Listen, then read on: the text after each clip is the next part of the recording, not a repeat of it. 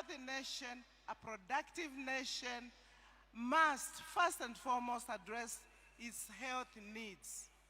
Your Excellency, these issues of health has bogged Kenyans down and have been unable to access better health care. And there can never be a better chance for all Kenyans today to get better health care through your government, Azimio la Umoja, that is coming in. You have committed yourself, you have shown it, you understand it, and we know what needs to be done. That team you are going to put in place needs to understand from the records that we have, 5.7 million Kenyans after the COVID are unable to access health care at all. And therefore, looking at it and the resources available, we need to go to all the health facilities in this country, make sure that we have available drugs, make sure that we have available health workers, motivated, well-resourced, and going there to go. We need to make sure that people understand the importance of health.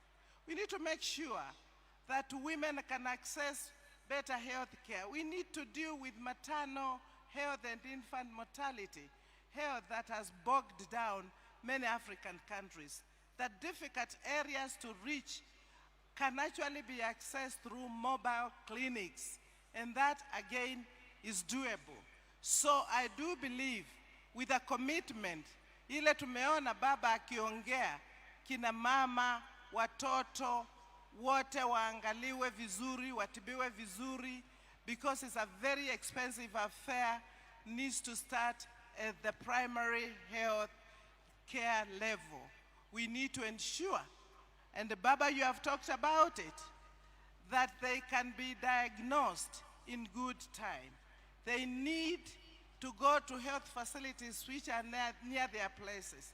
And the Baba Care also is going to take into account what you have told us, that resources for health need to be devolved.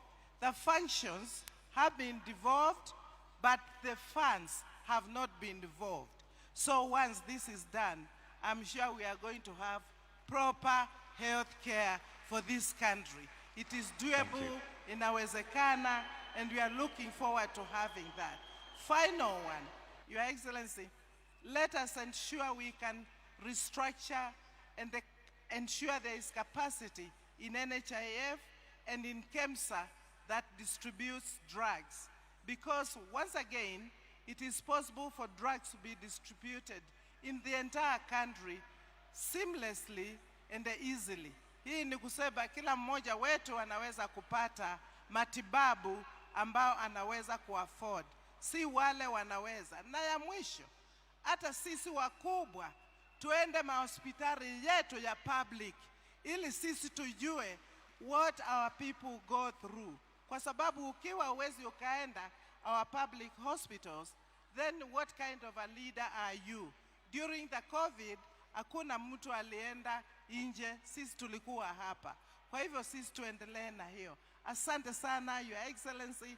Your manifesto is really holistic, talking about food, making sure that people have good food, making sure that people have clean water, and this is where better health begins. Asante sana, Mungu atubariki, tukienda kuingia kwa azimio serikali ili tuende na tuiserve. Asante sana. God bless you. Thank you very much, Madam Charity Ngilu. We'll have a brief video on the ICT as we continue looking at the different sectors and the impacts of the Inawezekana agenda. Hello, my name is Bosco Somi. I'm a gentleman who came up with an innovation with aim of empowering youths, and with the current incoming government, I'm looking forward to the support they're giving the youth in the ICT world. I would humbly request my fellow young aspirants, my fellow young brothers and sisters, my fellow young Kenyans to be able to embrace ICT, because what is expected from the new incoming government is that they will be able to support anyone and everyone who looks at venturing in the ICT world. I personally love ICT because I know it's the next big thing. The future of the youths in this country can only be partly be sorted out with ICT.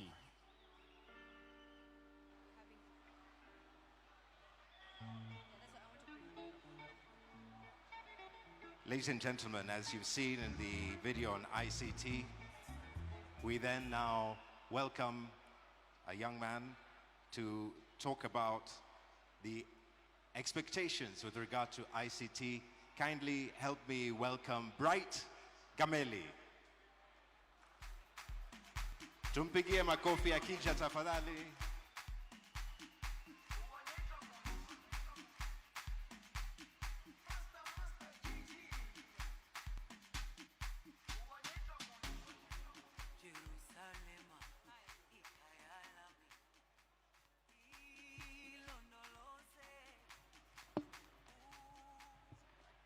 Good evening, everyone. It's a great pleasure to be here, and it's even much more pleasure to see a very good old classmate of mine who I used to do ICT with. So, the digital economy that we see today is of a different magnitude. When I started computers at the age of 6, the things that I'm able to do right now is of a different value, as you can see. We are seeing a change in the kind of things that we're seeing in Kenya today. A lot of foundation has been laid, and we're seeing a lot of multinational coming to Kenya. You've seen the Microsoft, you've seen the Google, you've seen all of these organizations coming to set up shop. This shows you one thing. Kenya has been said to be a place where you see that all the talent that you can think about in this continent are here. Trust me, I hire people almost every other day, and the kind of quality I see shows the value of how we are going to become the next digital space. The Silicon Savannah of Africa is right here in Kenya. The foundation has been laid, and I know we have the winning ticket right in front of me. And the next things that we're going to see in Kenya is going to be solving a lot of problems. We have a lot of data analytics that is there. You can see the fact that we, in the next few years, with the winning ticket here, we will be able to predict malaria before it happens. We will be able to actually change the way of healthcare, change the way we see agriculture. SMEs, cybersecurity is going to change. And we have all the brains and technology right here in Kenya. And I know that the next government, which is right in front of me, the winning ticket, is going to actualize that. Thank you very much. But before I leave, you saw the app that was there. Make sure you download the app, Azimio Volunteer, on Play Store, on Google Android as well. You can download it, get to use it, get to see, can connect with everybody. And you know what? Kenya is the next Silicon Savannah, and that can only happen with the next government, which is right in front of me. Thank you very much.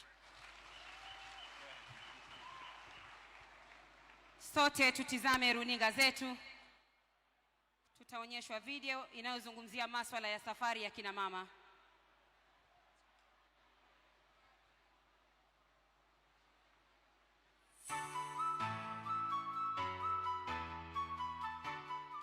Majina naitwa Caroline Nanyango.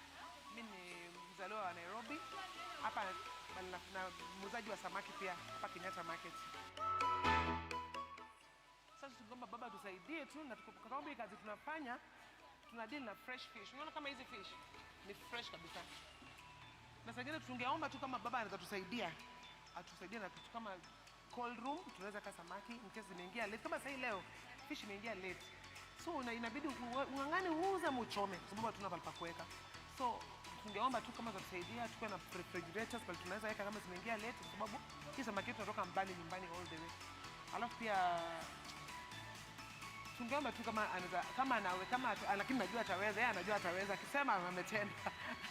Angetusaidia kama kama hii samaki tunauza saa hii tunaiuza alafu ndo tunalipa wenyewe. Usipowalipa hawatakutumia mzigo. Sasa tungeomba kama anaweza tusaidia na finance kidogo, ile tunaweza lipa kama loan to boost biashara, ndio sikuwa tunafanya hivyo, lazima uuze ndio ulipe. Hiyo tu tungemuomba tusaidie nayo. Azimio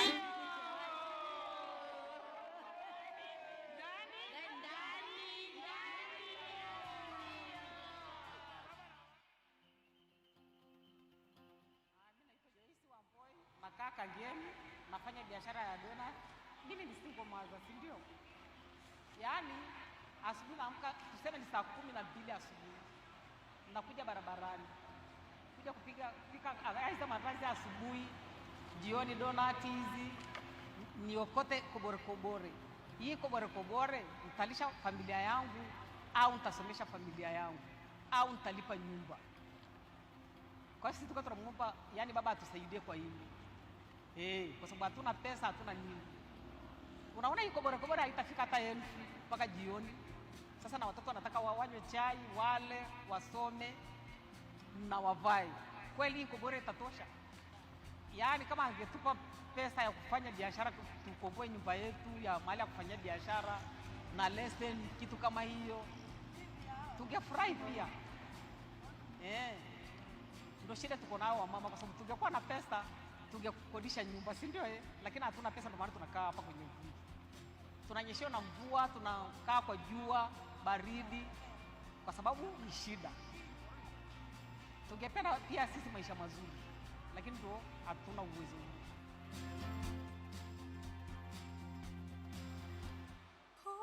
So ladies and gentlemen, we are part of the liberation struggle.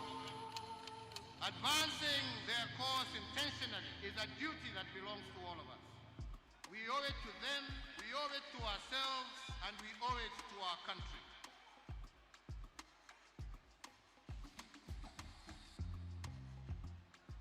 Despite their obstacles, the women of Kenya have been carefully banding together, empowering themselves and making careful incremental steps along the moral arc towards gaining their justifiable places in the larger responsibilities of our society.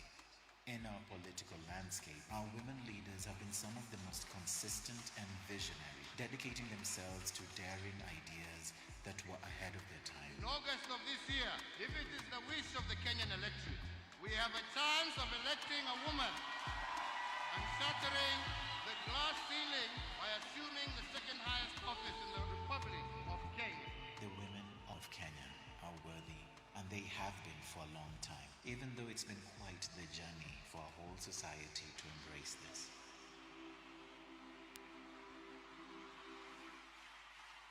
Inawezekana.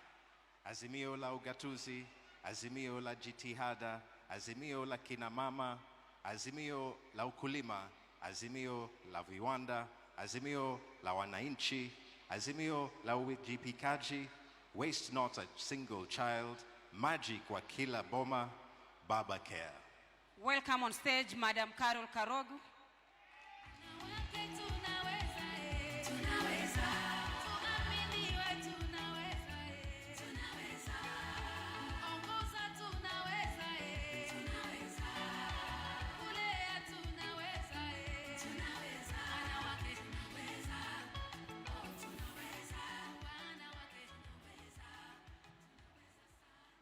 Thank you very much. Our incoming president, the Honorable RAILA Amolo Odinga, your lovely deputy president, Honorable Mother Karua, ladies and gentlemen, hamjambo, Azimio, inawezekana. Ladies and gentlemen, this year we are confronted with the most momentous election of our time. Momentous because for the first time in the history of this nation, the women agenda is truly and honestly on the table. We know this for a fact because a few days ago, Honorable RAILA Amolo Odinga nominated a woman, the first woman in the history of this republic, to be his running mate and the incoming deputy president of the Republic of Kenya. We are also confronted, ladies and gentlemen, by a very definitive election, an election that will define the moral fabric of this nation, an election that helps us choose good from bad. On one side, we have the conformists. On the other side, we have the reformists. On one side, we have those who pardon and perpetrators of corruption, and on this other side, ladies and gentlemen, we have those who genuinely have fought corruption for this country. And therefore, ladies and gentlemen, for me, it is very easy. It's between the good and the bad. It's between the future of this country and regressing this country. Let me say women of this country have been part of the struggle of this country from pre-independence. We pay tribute to those women you have seen on the streets and those you have seen on the screens, and we want to assure you as the women in leadership today that the efforts of the women whose shoulders we stand on will not go in vain. Let me take this chance to really appreciate women who have taken the chance to get into elective office, because the last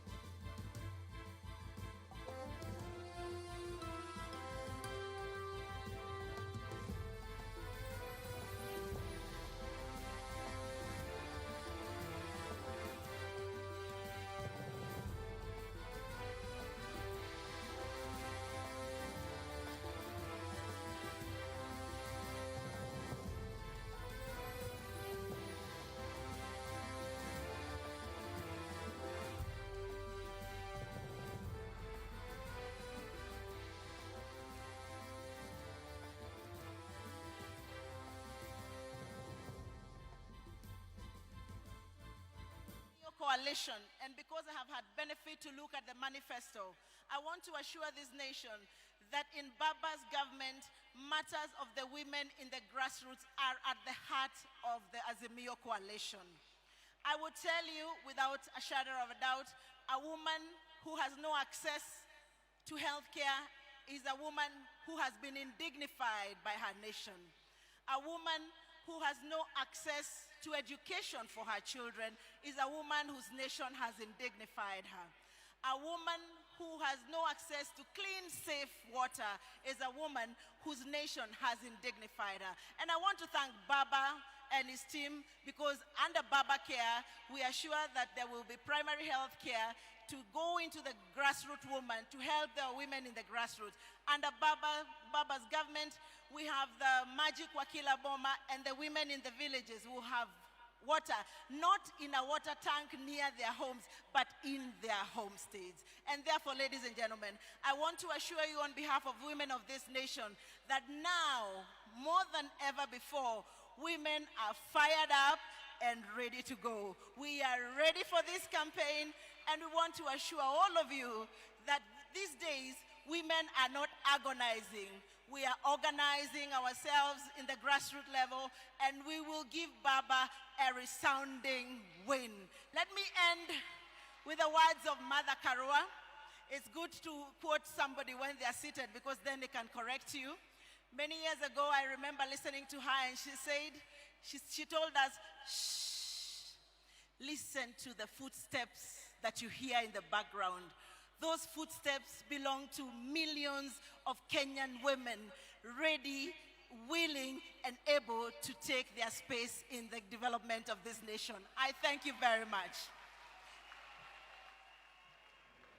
Without further ado now, ladies and gentlemen, I have the distinct honor and pleasure of calling on stage our Chief Minister, the Wiper Party leader, and a gentleman we have profound respect for. Many of you might not know, but about a year ago, the Honorable Stephen Kalonzo Musyoka had approached me to be his Secretary General of Wiper Party, and I'm so happy that now, so 1 year later, we have him on board, and I can tell you, having Stephen Kalonzo Musyoka back into Azimio has been quite a masterstroke. Ladies and gentlemen, let us give a round of applause as we welcome Honorable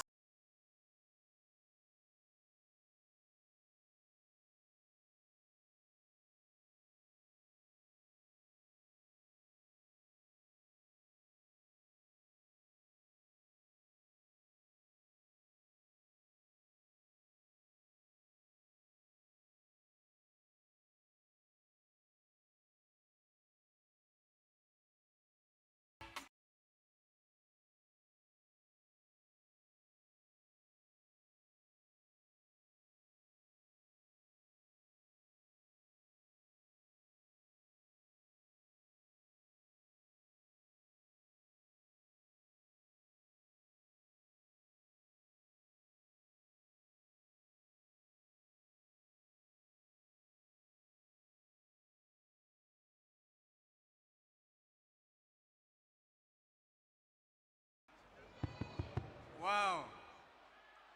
My brother, Raila Amolo Odinga, our presidential candidate, and my sister and fellow senior counsel, Mother Karua. What a powerful ticket.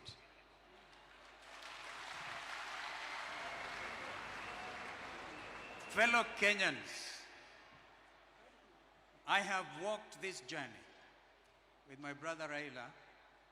In 2013, we launched the Code Manifesto, and in 2017, we launched the NASA Manifesto. But I must congratulate you. This is a 5-star manifesto arrangement.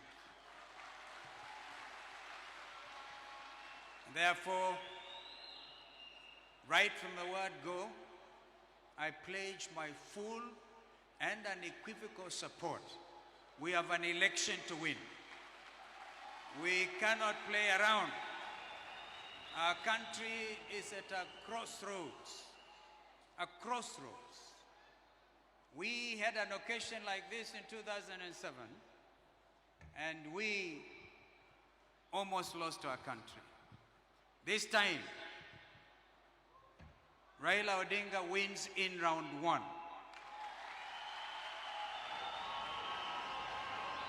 And therefore, I'm calling on Kenyans to seize this moment.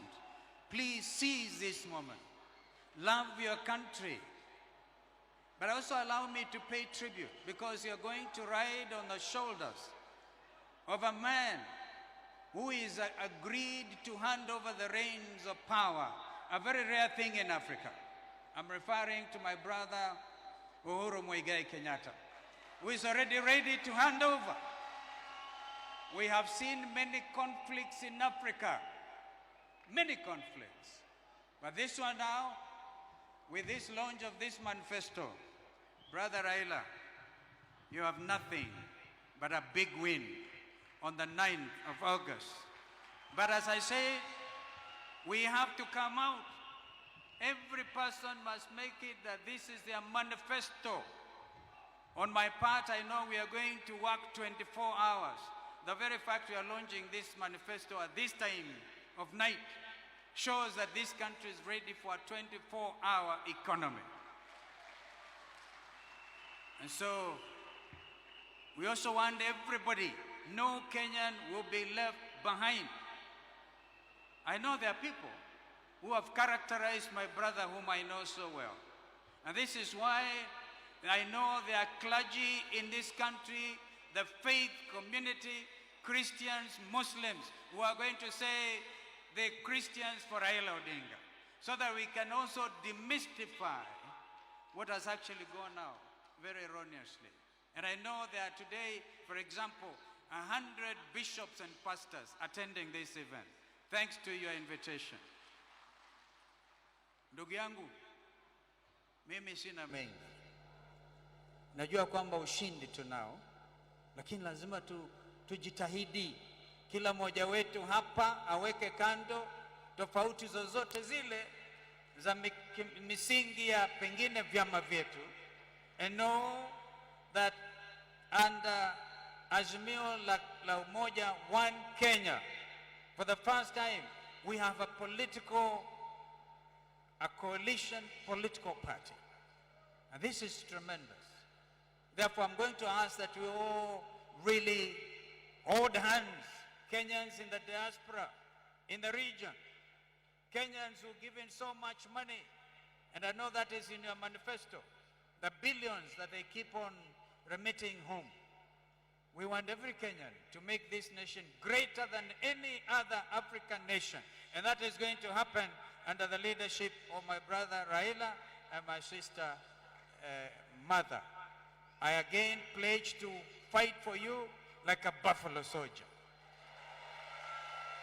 And I will run everywhere. And I will not sleep until you become. You know, you are doing it, my friend. You have run 5 times. 5 times. Look at how God has arranged it for you. You have run 5 times, and you are going to be the 5th president of the Republic of Kenya. May God give you the energy. Kenyans, let's rise on to the occasion. And now, my sister mother, karibu. Karibu sana, mkaribishe ndugu yangu Raila. Mimi nimemaliza yangu.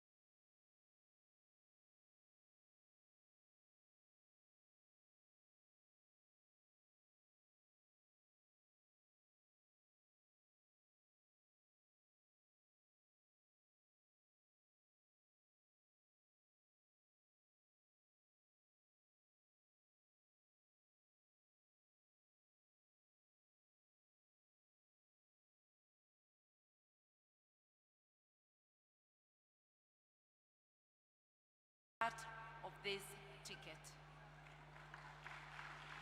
I am, therefore, very proud as I stand before you this evening, because for me and for millions of Kenyans, it means affordable health care. It also means increased opportunities for our women and our youth. Our manifesto truly represents the people. It is a result of a co-created and participatory process, as those before me have already said, and it's about the aspirations that are enshrined in our Constitution. These are the aspirations of the youth, of women, of children, and of the men of Kenya. It is a set of priorities that will propel Kenya forward towards prosperity. I know we can't wait to hear them, to read, internalize, and act on them. It is therefore, without further ado, my singular responsibility, my singular pleasure and honor to invite my principal and our party's flag bearer, the Right Honorable RAILA Amolo Odinga.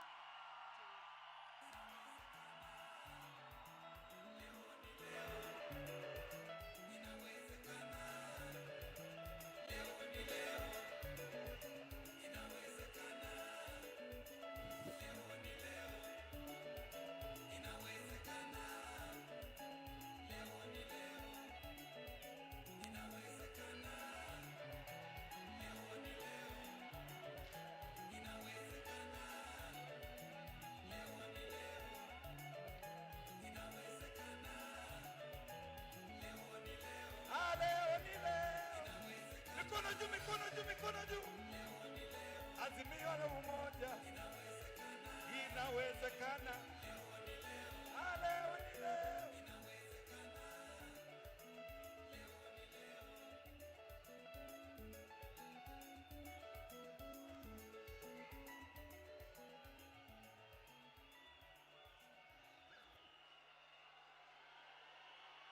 Wow. Wow. Hello? Hello? Leonie? Leonie? Kusema kesho ni? Asanteni, asanteni sana.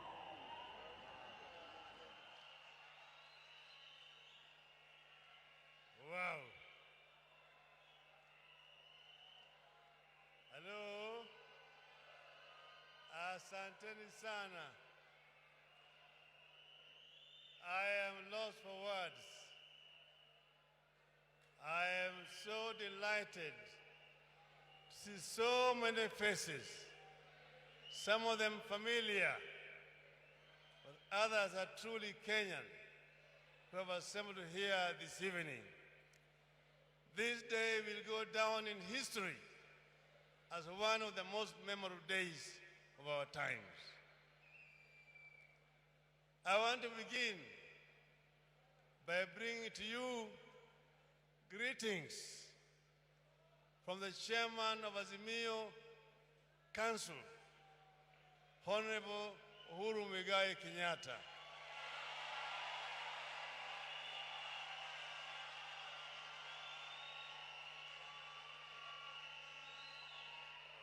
Although unable to attend physically today, he has told me to tell you that he's with you in spirit.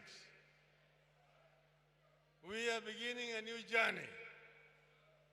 Yesterday, me and my running mate presented ourselves before the Independent Electoral Commission, presented our credentials, and all of them were found to be in order. And we were cleared to run for the presidency of this country on the 9th of August this year. So we are ready to go. We are ready to go. We said before we start the journey, we should come together with all our supporters, representatives, and tell the people why we are running. And that is why we are here today. I want to say, as was said already by those who spoke before me, that this is a result of a very lengthy consultative process with the people of Kenya. We said we don't just want to come and invent things, but we want to be able to represent the views of the people of Kenya. The people of Kenya have said that they want to see a change. They've said that for a long time they've waited for Kenyan dream to be realized. But the forefathers had said that this country was going to be a God-fearing nation, that justice was going to be a shield and defender, that we are going to live in unity, peace, and liberty. But finally, that plenty was going to be found within our borders. For 58 years, they have seen only scarcity. They have not seen the plenty promised by the founding fathers.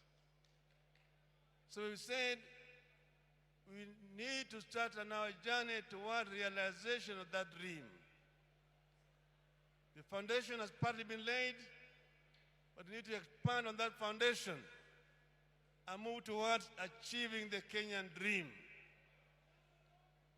by dealing a devastating blow to the three major enemies of our people: ignorance, poverty, and disease.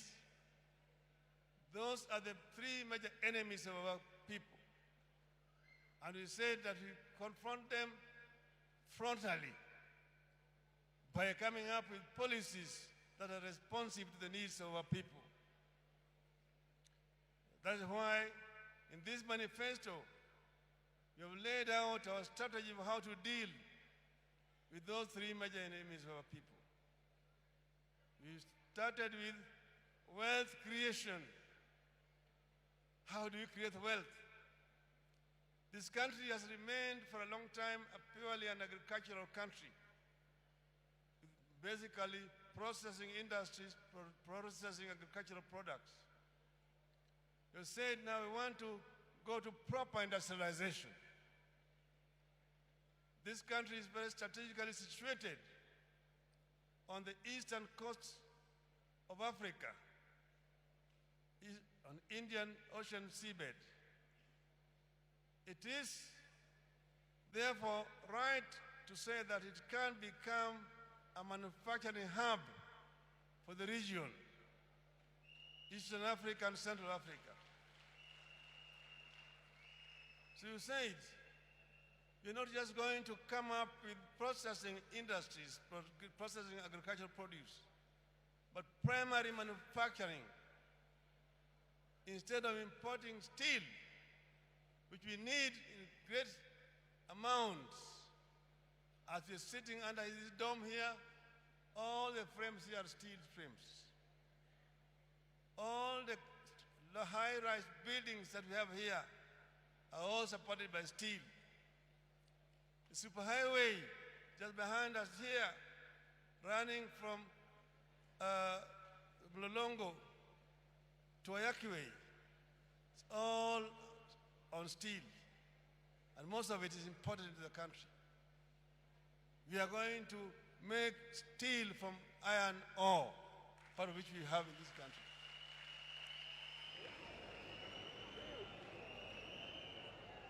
Africa is the richest continent on Earth, on planet Earth, in terms of raw materials.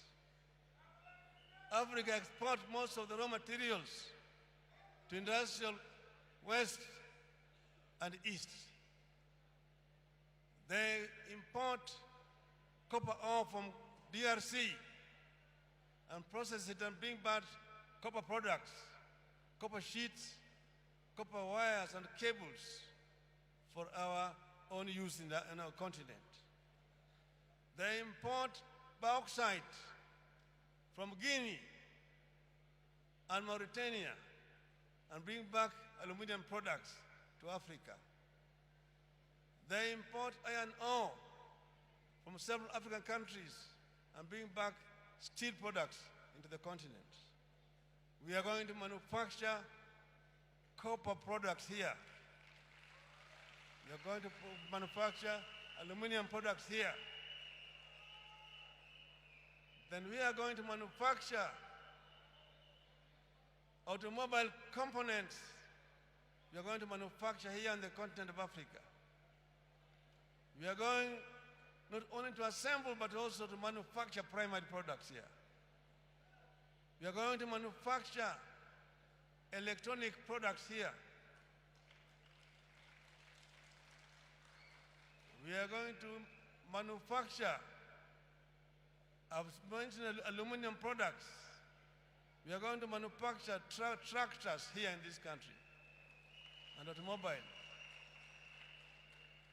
Right now, the world is converting from fossil fuels to other forms of fuels. Electricity is going to be the new energy for automobiles. That makes it very easy for us, with the technological base that we already have here, to manufacture automobiles, which are basically electric powered. The new source of energy as the world moves away from the fossil fuels is going to be hydrogen. And hydrogen is available in large numbers in our country here. Rivers flowing into ocean carrying a lot of water. Hydrogen is just extraction of hydrogen from water and leaving oxygen, which is also usable.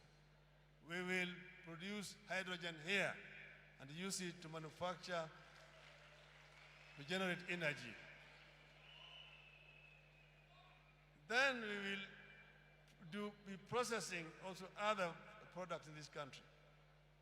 We will expand to not just processing semi-finished products, but completely finished products here. We will not be importing Nescafe. We produce Nescafe here from coffee manufactured, produced in Kenya. So we have a lot of potential in this country. We are sitting on a market of nearly 400 million people in the hinterland of our country. And we have got brains, people who are highly qualified, who can be meaningfully engaged so that we can be able to exploit the market that we have behind us. Then having done that, we are going to go into the other areas, as we've been shown, textile manufacturing. And here there's going to be backward and forward integration. We will introduce cotton growing in large numbers in our country.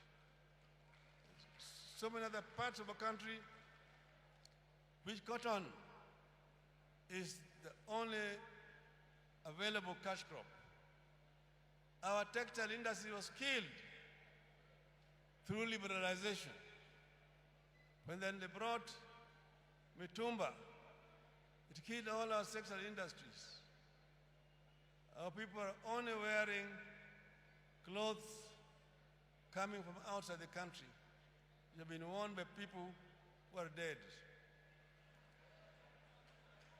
We are going to go to primary production so that our people who are importing mitumba can have good product to sell here. I'm saying that we are not moving anybody out of business.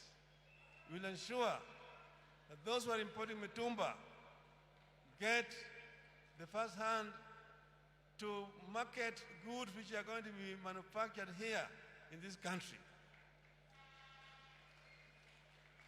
We will get the cotton, we'll gin it here, we'll spin it here, and we will make finished product here. And this will create again a very big source of employment for our youth in the country. We will also promote farming of other products like Bigsa, products like cocoa. Cocoa can grow here. Coconut is growing on the Sese Island in Uganda. We'll introduce it here as a cash crop and use it to manufacture beverages here in this country. So, having exhausted manufacturing, we are going to also promote agricultural production. Agriculture will go hand in hand, as already been mentioned by our Minister for Agriculture, with manufacturing. We will promote agriculture in large scale, and we'll also introduce smart agriculture so that our farmers can be able to get value for their efforts. We will subsidize our agriculture by providing farm inputs, providing seeds, providing fertilizers and chemicals at subsidized price. Effective from October this year, a bag of fertilizer will cost not more than 2,000 shillings, from 6,000 shillings currently. We want to ensure that our farmers can work when they're happy. Maize production will also be expanded, and we ensure that we do not import maize when our farmers are having maize in their own warehouses. On the issues of health, we have already been told the BAMBA care is going to ensure that all Kenyans have got access to good health care. All Kenyans will be taken care of. We don't want to see any Kenyans dying from treatable diseases. We're going to promote research in our institutions here so that our people can be able to develop medicines that are made in Kenya rather than importing medicine from outside of our country. In terms of education, I've said that education is going to be free. By free, I mean free. Truly free. True. Our children will have access to free quality education from primary to university.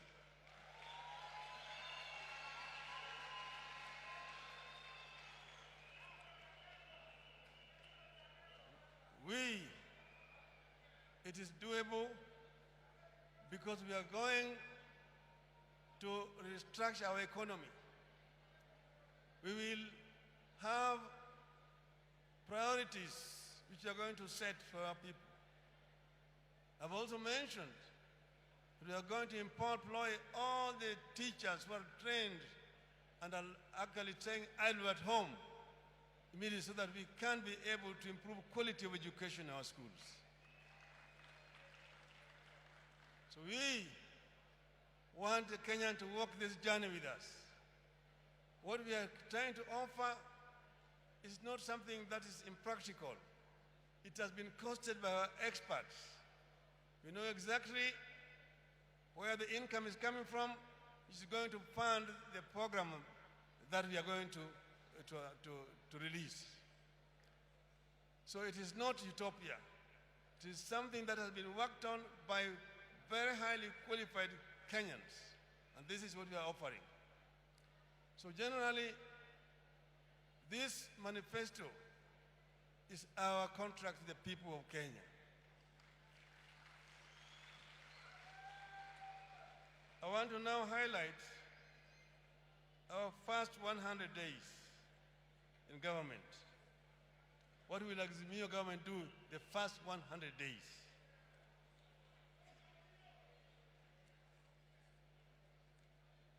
Number one, in the field of economic stimulus, because we are in the post-COVID era, we'll roll out an economic stimulus and recovery program. Two, in agriculture, we'll review all the policies, laws, standards, and norms to guide the sector. Three, we'll introduce minimum guarantee for farmers.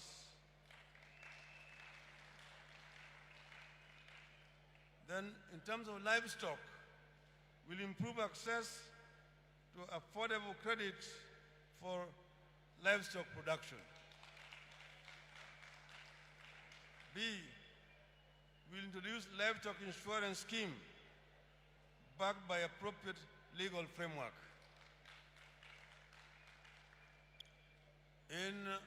On the issue of environment, we'll propose life sentence as punishment for poaching, trafficking, and the possession of ivory. We introduce progressive investment in high-level surveillance in our national parks. For fisheries and blue economy, we'll review policies, standards, norms, regulations, and legislation to guide the sector. 6, manufacturing. We will waive regulatory and other licensing fees for new youth-led innovations. We will review immigration laws with regard to potential investors in manufacturing to attract foreign direct investment to the country.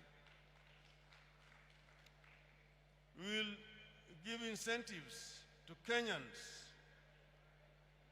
including diaspora and foreigners, to invest in manufacturing.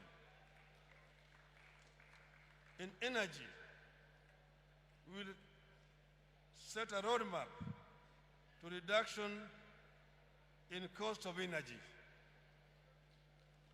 Roadmap to increase generation of energy. Attracting investment in alternative and renewable energy. Now, micro, small, and medium enterprises. We will implement recognition of prior learning certification program, that is RPL, by awarding certificates to craftsmen, technicians through apprenticeship, Shahada la Jitihada.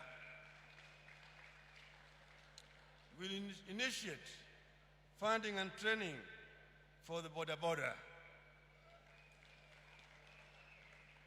9, digital economy. Digital economy. We'll expand programs that connect the youth to digital economy, the global networks. Debt management and public expenditure. We'll commence negotiations for debt restructuring, stock management to ease the burden on Kenyan taxpayers. In our Jamii,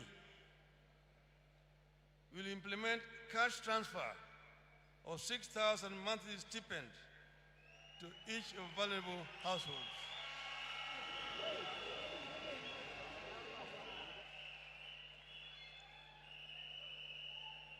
B, we will commence assistance to single mothers.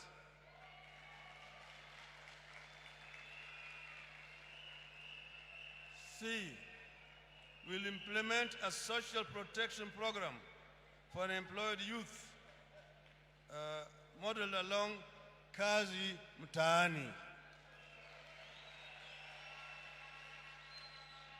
2, we will review the cost of living with special focus on fuel, unga, mobile data, and energy. 3, we'll initiate implementation of universal healthcare insurance, BABA Care. 12, education. We'll ensure all unemployed trained teachers are absorbed. 13, security. We'll assign at least 6 police officers in every police station, trained and equipped to handle police-youth relations and also to restore relationship with all the citizens. We will ensure that the police are a force, are a service, not a force, that the police serve the people and not molest innocent Kenyans. B, will improve pay and other terms of service for KDF and police personnel. Good governance. We will declare corruption a threat to national security and establish a specialized department in the security agencies for corruption surveillance. This we shall do within our first 100 days in office.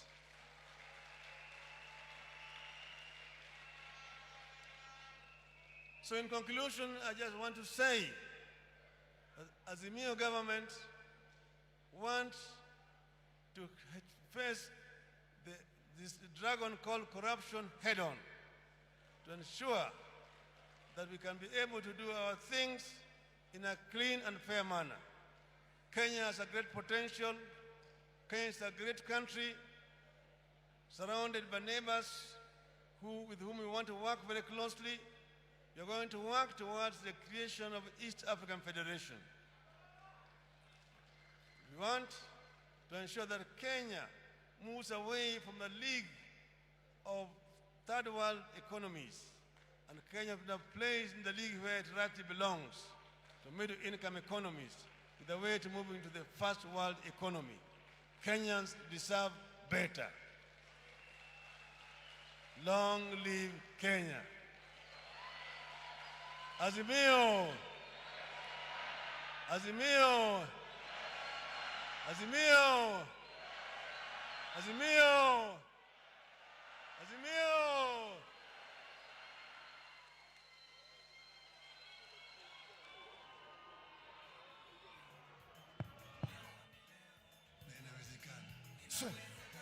Well, let us all give His Excellency a round of applause and a standing ovation for that very impactful speech.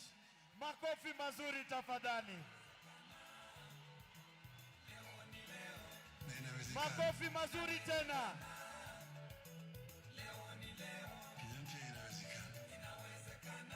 Asante sana, asante sana.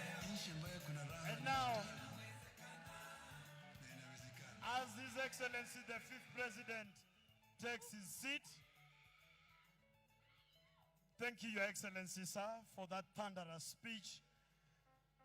May we be seated and affix our eyes on our screens as we watch the unveiling of the 10-point agenda of the Azimio One Kenya Coalition Manifesto.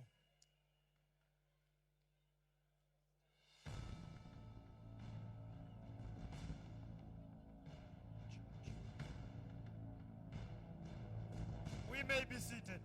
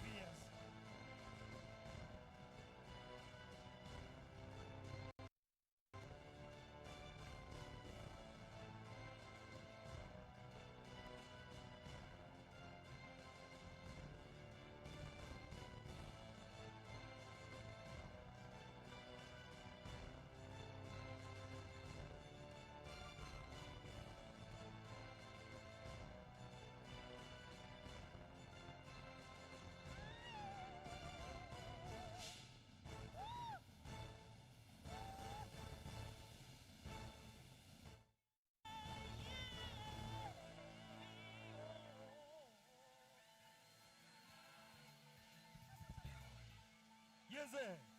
Leo ni leo, asemaye kesho ni muongo. Inawezekana, inawezekana. Leo ni leo. Kila mtu aimbe. Inawezekana. Leo ni leo. Leo ni leo. Inawezekana. Inawezekana. Leo ni leo. Inawezekana. Leo ni leo.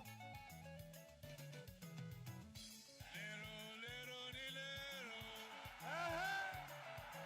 Mikono juu, mikono juu, mikono ni lero. Inawezekana.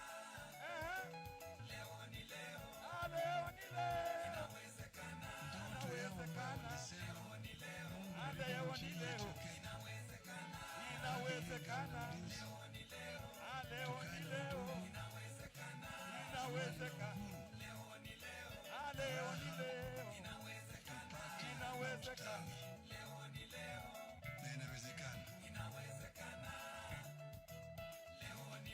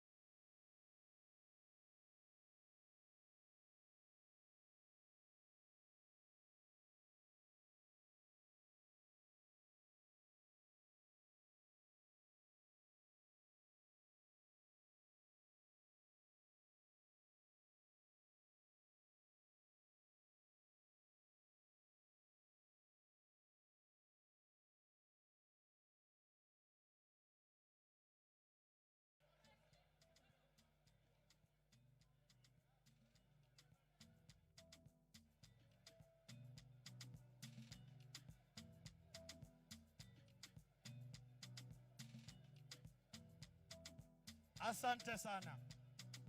Asante. Niombe kama tulivyokubaliana, na wapiga picha kwa jukwaa sasa munipe nafasi. Nitaomba nimkaribishe gavana wa gatuzi la Mombasa atupatie kwa kimombo vote of thanks, kisha tutapata wimbo wa taifa, kisha baadaye tutashuhudia maonesho ya fireworks. Hivyo mambo bado. Karibu mheshimiwa. Photographers kindly leave the stage. Thank you. Karibu Your Excellency.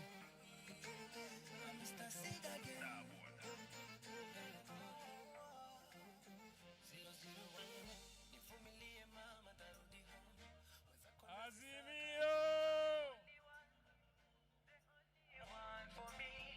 Unanipa utulivu wa moyo, wala roho yako haina ngachoyo, kukuacha ndanza aje, pendo kama lako tapataje, wewe, girl I wanna have you by my side, you are the one who ring in my mind, ukiniacha itakuwaje.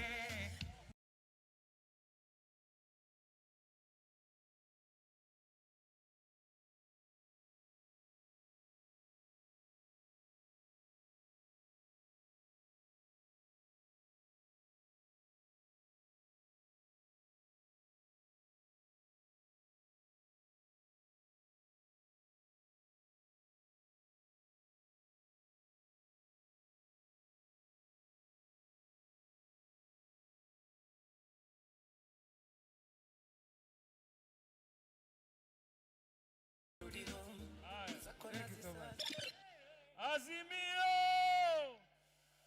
Inawezekana.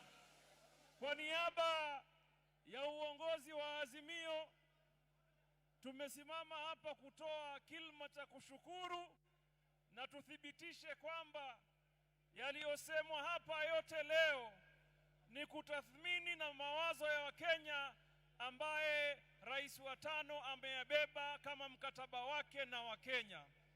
Letu ni kusema mkataba umewekwa, Wakenya asanteni, safari inaanza ya mabadiliko halisi, na Mungu aibariki Kenya. Mungu ambariki rais wetu wa 5 Raila Odinga, naibu wa rais Martha Karua, waziri mkuu Kalonzo Musyoka na Wakenya kwa jumla. Asanteni. Asante sana gavana mpendwa. Na sasa tunamaliza hafla yetu.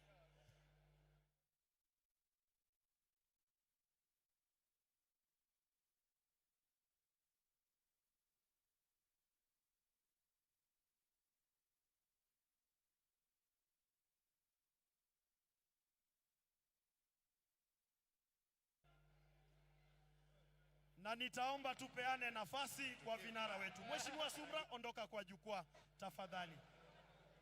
Asante sana. Tuwapatie vinara wetu nafasi. Na sasa sote tuelekee.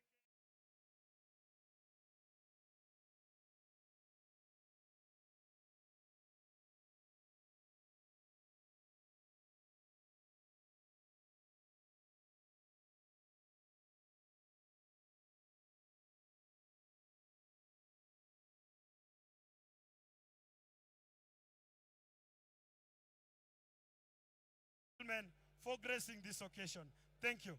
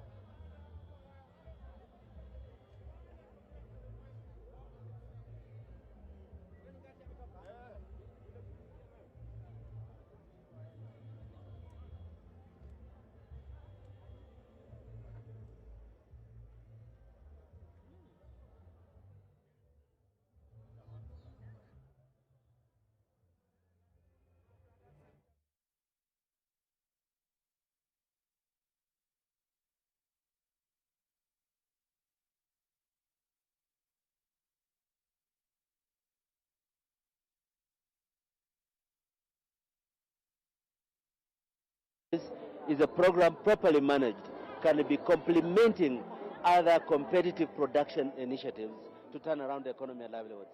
And when we talk about affordable healthcare, it is something that has been there in the talk with various governments in this country. What exactly did Baba mean when he spoke of affordable healthcare? First thing is, a lot of public leaders do not care about the vulnerable and the state of poor health services because they have access to a parallel, efficient, private health service. So emphasizing that the driver of competitive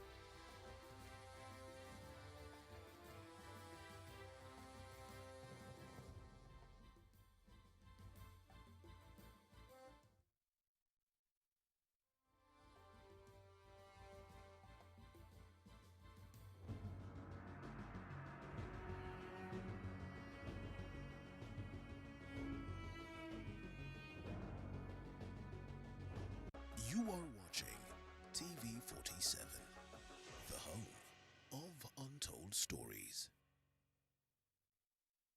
Trison School of Medical Health Science and Technology. We offer highly competitive courses tailor-made to suit your needs. These include certificate. Despite being visually impaired, he is a jack of all trades. It is our quest to find answers on how to take care of children with special needs and those with disability. You do not need to see musical notes to understand music, but rather to have your soul feel the vibe.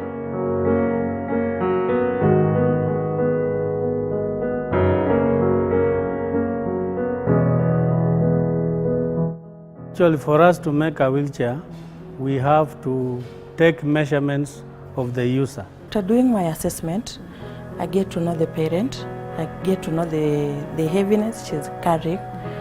Disability comes at different stages of life.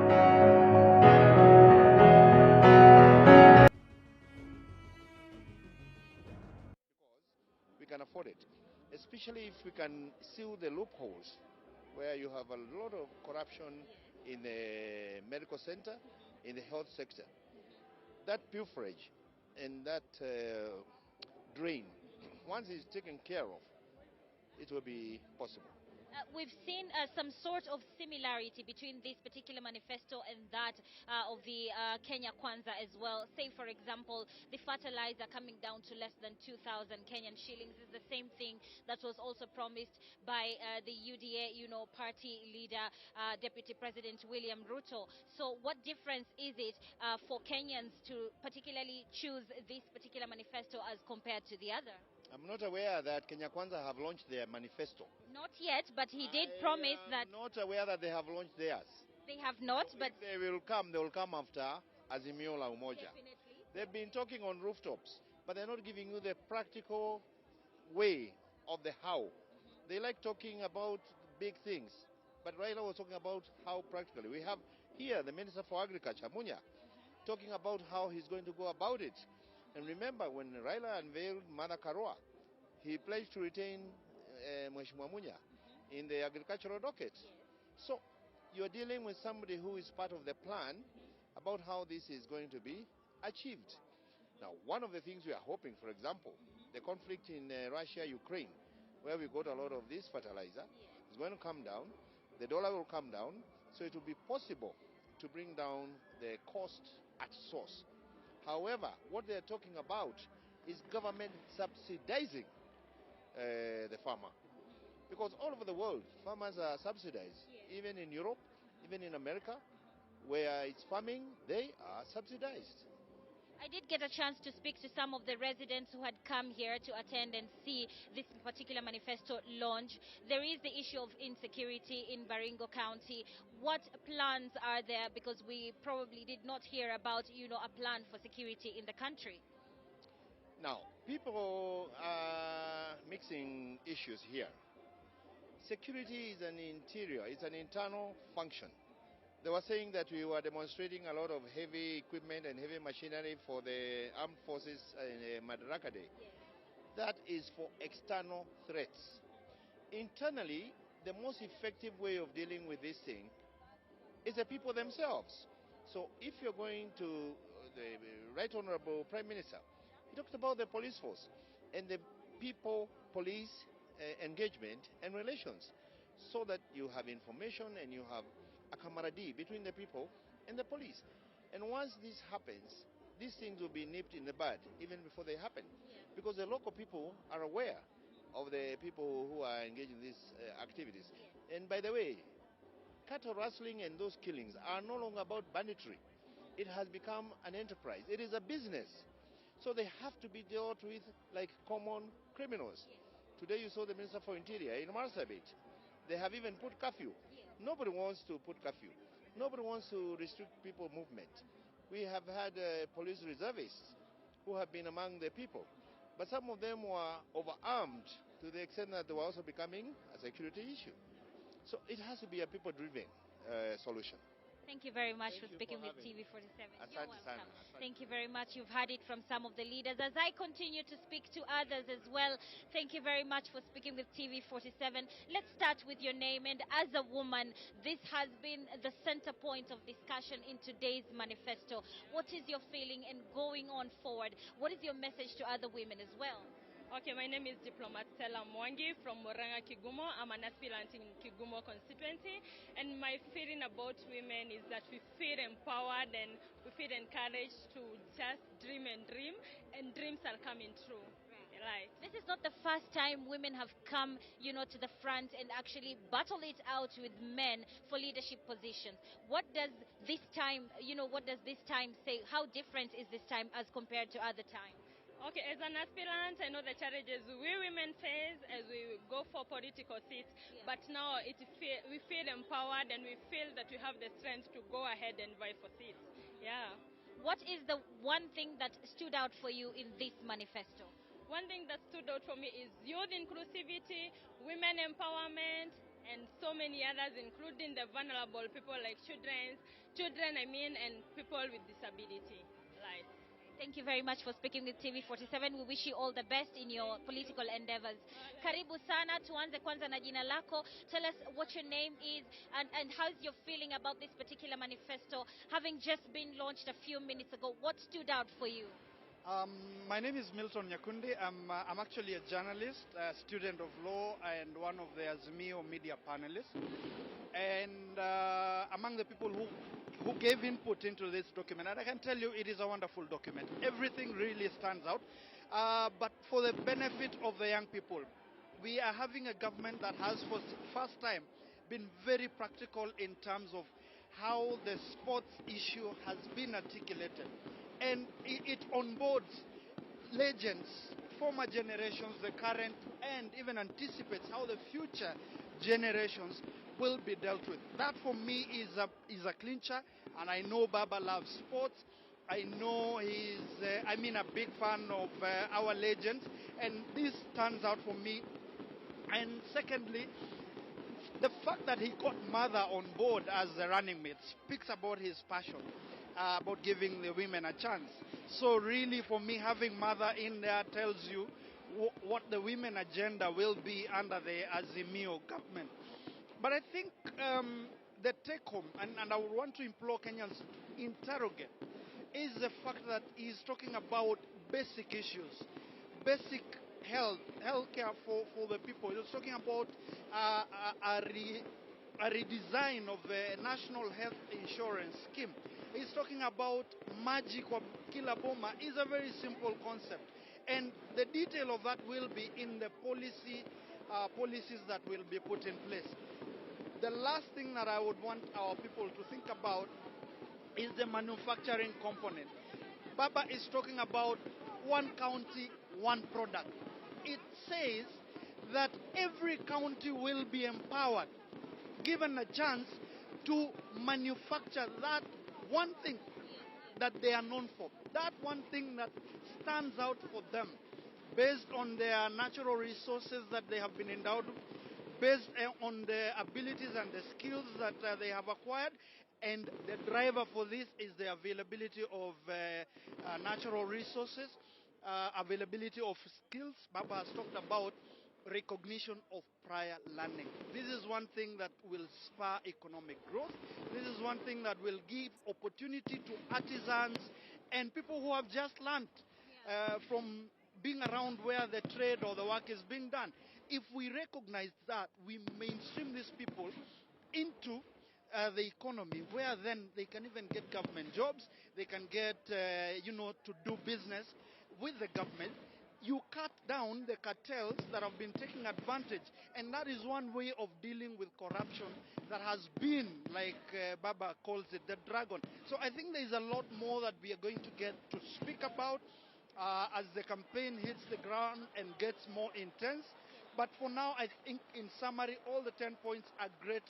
We may not elaborate everything about what is being said, and we hope that our people will interrogate all these issues and make an informed choice come August 9th, so that we can have a leadership that cares, a leadership that is tested, tried, and has the capacity and passion and purpose to lead this country in the third liberation. Well, you've spoken as a passionate Azimio follower yourself. Thank you very much for making time for TV47. Let me just speak with another leader here so that we can also get to hear from them what are their thoughts about this particular manifesto launch. Before I come to you, my brother, let's have this lady here. Today, you are the center of discussion in today's manifesto, women empowerment, pesa kwa wanawake na vile vile pia empowerment kwa wanawake. What are your thoughts about this particular manifesto and what stood out for you? All right, thank you so much. My name is Catherine Mashame from Taita Taveta County, Coming Woman Rep. What stood out for me is, first of all, I want to congratulate His Excellency, Right Honorable Amolo Odinga, because he has understood the assignment for women empowerment. We want to congratulate him first for nominating Honorable Martha Karua as the deputy. So he has shown us that women are a priority in his government. What stood out for me, poverty, eradication of poverty through agribusiness. That stood out for me.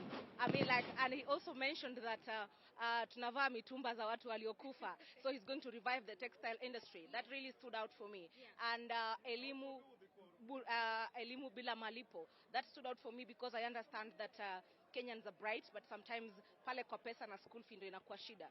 So it was such an honor. I'm praying for Raila Odinga together with Honorable Martha Karua to take this government, because they have understood their assignment and they are the people who will liberate our country. Truly and truly, we know from history that these are people who mean well for our country. So from Taita Taveta County, we are fully behind Baba and Martha Karua. Umaskini tunaondoa na mitumba tutavaa tena. Yeah. There are some things that Baba did mention, and although Kenya Kwanza have not yet launched their manifesto, these are some of the things that were also promised to Kenyans.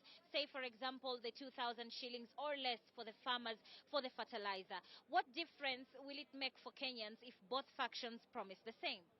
Well, we can trust Raila Amolo Odinga because this is a man, he's a man of principles. If the other party, the yellow party, we can't trust the other side. Raila Amolo Odinga has fought for this country.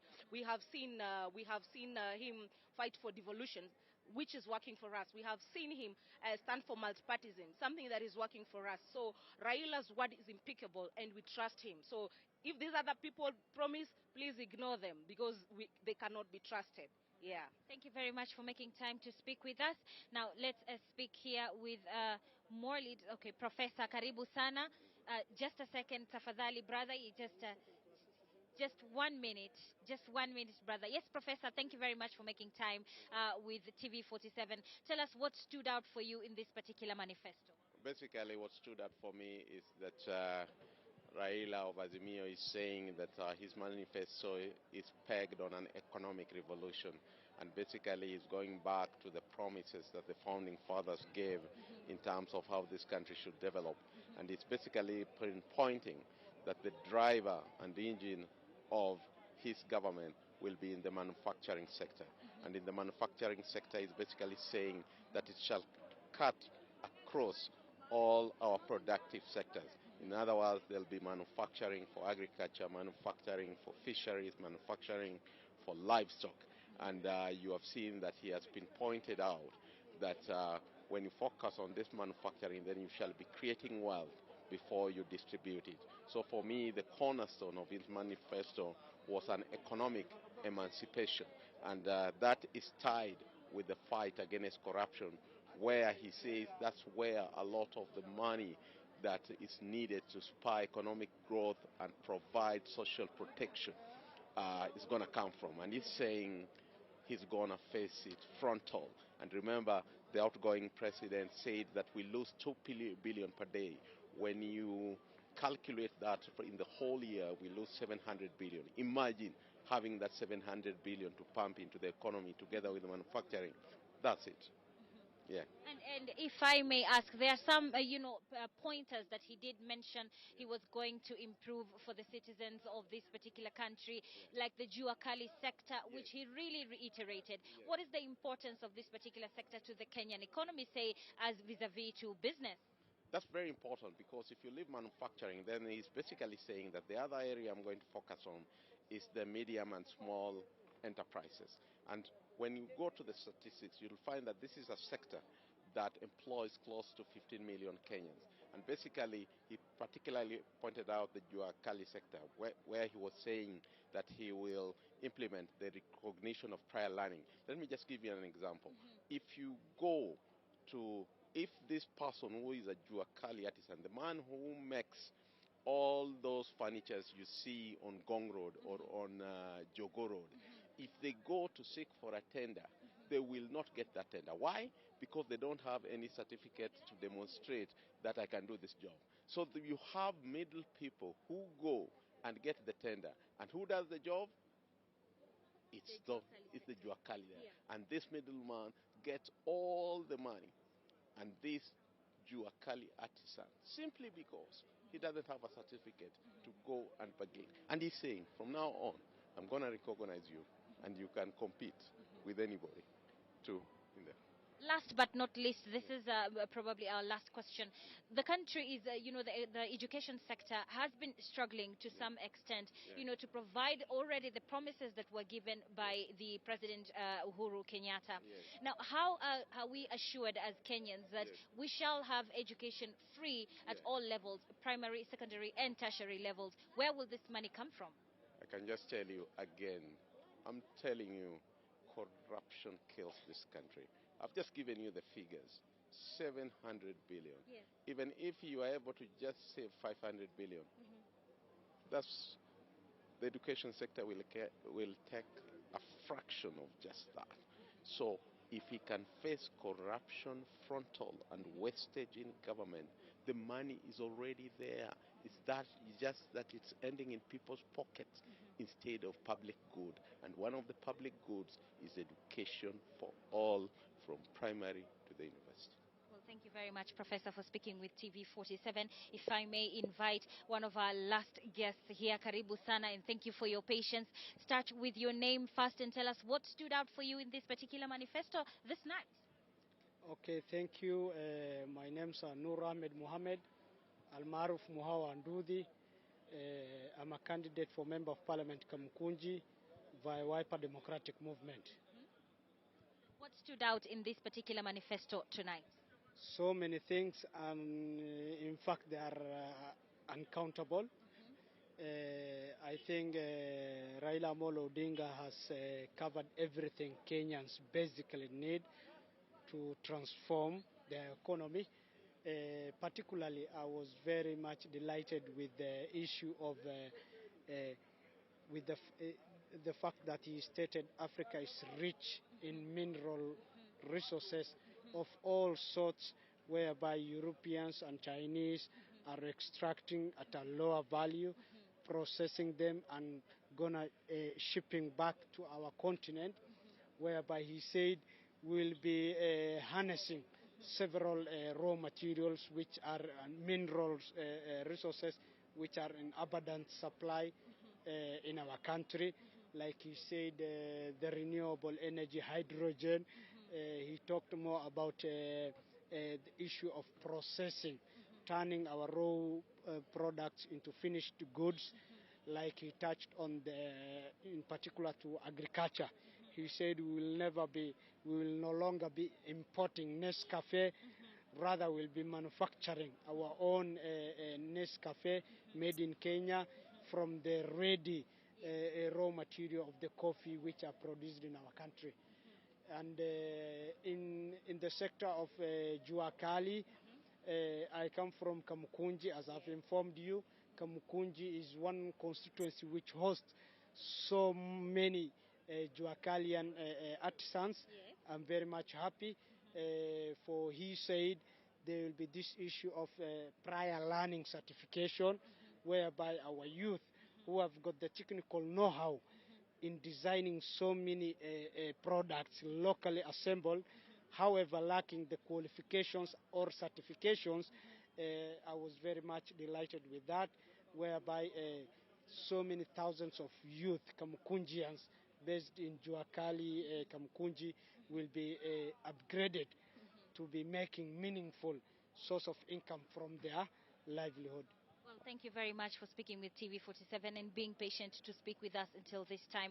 It's as you've heard it from various leaders, according to Raila Odinga's manifesto, everything that he has spoken about, the Juakali sector, empowering women. Women were at the center of this particular manifesto from the beginning. On one side, they were saying that it was a conformist government, and on this other side, it's a reformist government that Raila Odinga is promising to the people of this country. One of the many things is the boost to the coffee farming, saying that we shall now begin to manufacture our own coffee in here, the textile industry, revamping of the education sector, healthcare through the BABA care, the 10-point agenda being reiterated this night as we have heard in the manifesto.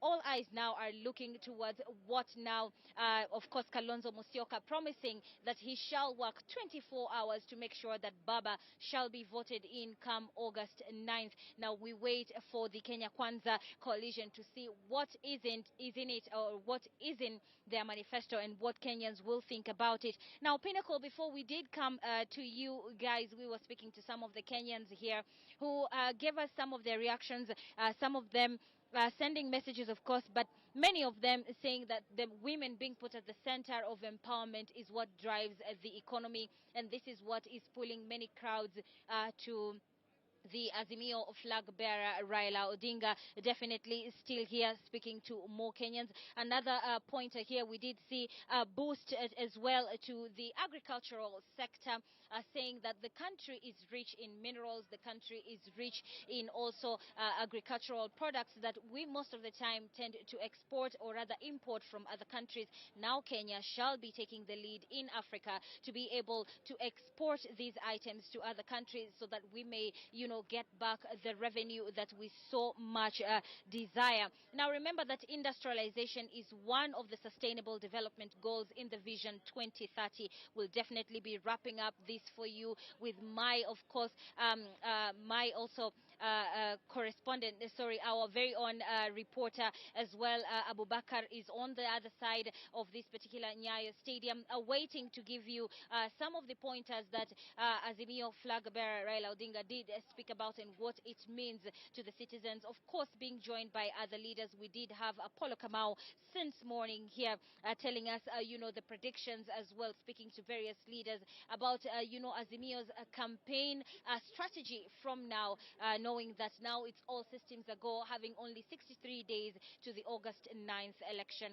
We shall be joining you soon, giving you more updates on what this manifesto really entails and what it means to the citizens of the country, and giving you views from various leaders, political analysts in our subsequent bulletins and other programs. Back to you in studio.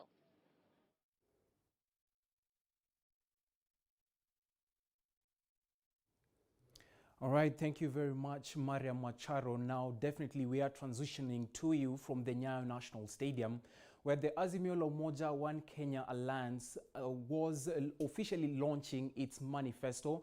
Now remember, it is a 10-point manifesto, and some of the pointers that are in the manifesto, some of them including the Azimio la Ugatuzi. Now, Azimio la Ugatuzi will be focusing on increasing of devolved resources and advancing the One County, One Product program. We've also seen another pointer in the manifesto being the Azimio la Jitihada. Now, it looks at promoting the informal sector as a driver of the economy, which would in turn create employment, and it would definitely, promote the Juakali sector as well as the border sector. We also have the Azimio la Kina Mama, which is also a pointer in the 10-point manifesto. It looks at promoting gender equality and women empowerment. Now, in this Azimio la Kina Mama point, it will also be looking at unlocking the access to financing financing of the women-led businesses. We've also seen the Azimio la Ukulima pointer, which is in the 10-point manifesto of the Azimio la Umoja One Kenya Alliance manifesto. Now, it looks at generating the agricultural bounty in order to feed Kenyans.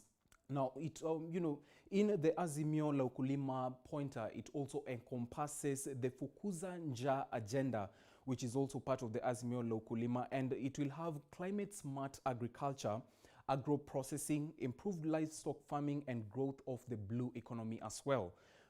Also, in the 10 points of the manifesto of the Azimio la Umoja One Kenya Alliance manifesto, we've seen the Azimio la Viwanda, which will be looking at facilitating for the availability of global manufacturing technologies, such as the microchips, which are already being manufactured in the country.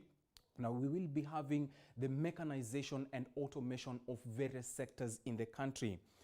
Now, Azimio la Umoja One Kenya Alliance also has put in their manifesto the Azimio la Uwajibikaji, which is basically looking at focusing on the custodians of power who will be held accountable for the mandate that will be bestowed upon them by the electorate. Now, basically, it will be looking at battling corruption and ensuring the efficiency and optimality in public service delivery. There will be also the Maji kwa Kila Boma, which is part of, or rather one of the pointers in the Azimio la Umoja One Kenya Alliance manifesto. And it is delivering clean and safe water available to all Kenyans. And we also have the Waste Not a Single Child program, which is quality education to all Kenyans, all Kenyan children. And they will be deploying motivated teachers to deliver quality education. One last one is the BAMBA Care, which will be looking at promoting better healthcare services. Of course, those are the 10 points in the Azimio la Umoja One Kenya Alliance manifesto. Those are what the coalition will be looking to probably, or rather upgrade and get to do better in the case they get elected into office come August 9th. Now, 4 presidential candidates have been cleared to run for the top job. The 4 are the Azimio la Umoja Raila Odinga, Deputy President William Ruto, Roots Party George Wajakoya, and Agano Party's David Murathe, who will now face off in the August polls. Meanwhile, the Electoral Commission has revoked Walter Mungare's clearance certificate. The 7-day exercise that brought together a total of 18 aspirants came to an end Monday afternoon after 3 aspirants showed up with hopes for clearance.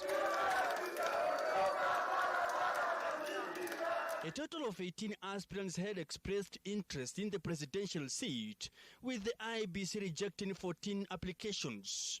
IBC cleared 4 candidates, including William Ruto of United Democratic Alliance UDA, Raila Odinga of Azimio la Umoja One Kenya Coalition Party, George Wajakoya of Roots Party, and David Murathe of Agano Party. And were therefore successful in their bid to contest as candidates for the position of president. 1, David Murathe Wahiga of Agano Party. 2, Professor George Wajakoya of Roots Party. 3, Raila Odinga of Azimio Coalition Political Party. And 4, William Ruto of United Democratic Alliance Party. Those rejected are Jimmy Wanjigi of Safina Party, Ekuru Aukot of Third-Way Alliance Party, Umoja Summit Party's Walter Mungare, Justice Juma of Justice and Freedom Party, and Jeru Kadhangu of Ford Asili.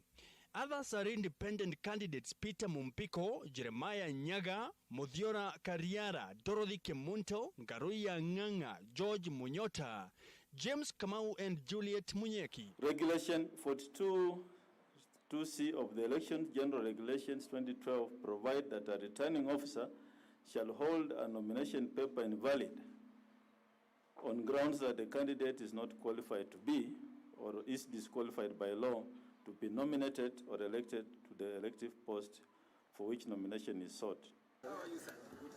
IBC revoked Walter Mungare's certificate after they discovered a discrepancy in his academic papers. Mungare was the first presidential aspirant to be cleared to run for the top office on May 30th, 2022. According to the Constitution, it is a must for a presidential candidate to be a holder of at least a bachelor's degree. IEBC chairperson Wafula Chebukati said they had summoned Mungare to appear before the Electoral Agency Monday afternoon to provide proof of his academic papers, but the aspirant failed to honor the summon. Upon discovery of new information on Walter Onjoka Mungare as relates to lack of academic qualifications, I invited him to appear before me today at 2 p.m. to clarify the issue. He failed to honor my invitation, and pursuant to Regulation 43(2)(c) of the Election General Regulations, I hereby revoke the nomination certificate of Walter Onjoka Mungare of Umoja Summit Party dated 2nd June 2022.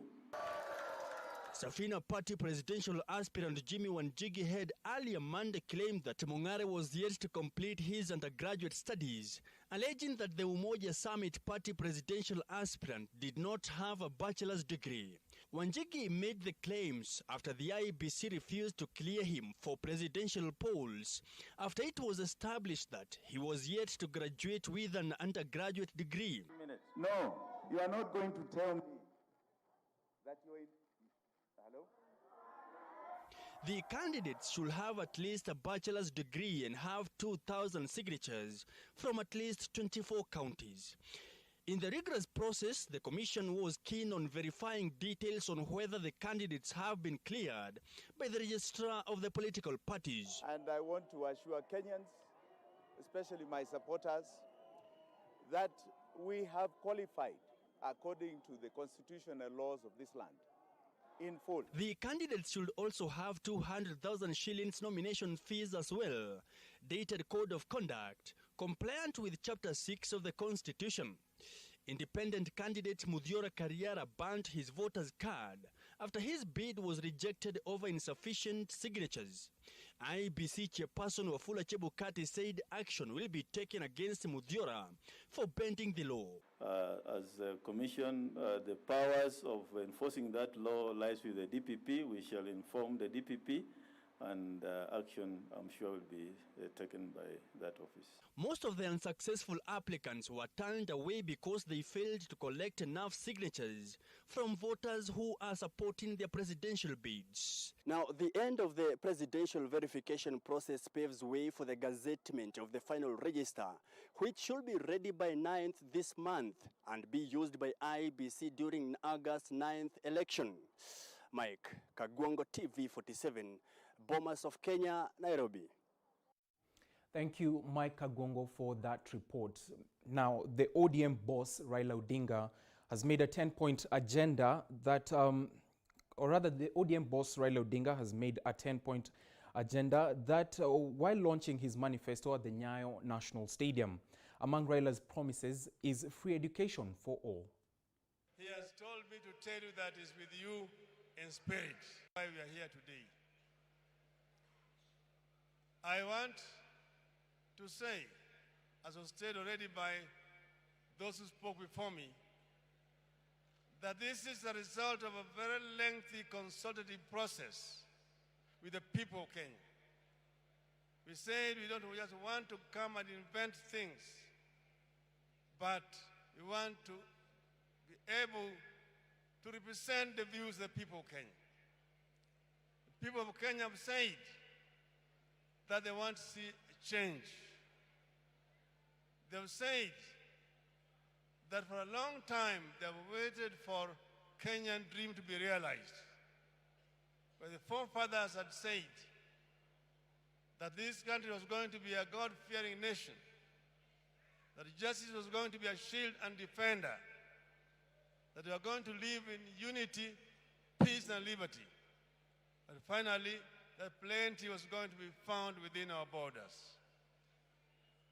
For 50, 80 years, they have seen only scarcity. They have not seen the plenty promised by the founding fathers. So we said,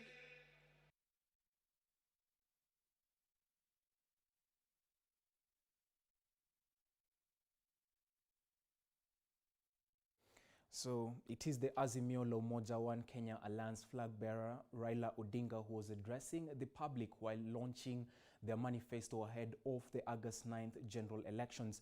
10 pointers, or rather 10 agendas that were put in the manifesto, among them being the Azimio la Ugatuzi, which will be looking at increasing the devolved resources and advancing the one county, one product program.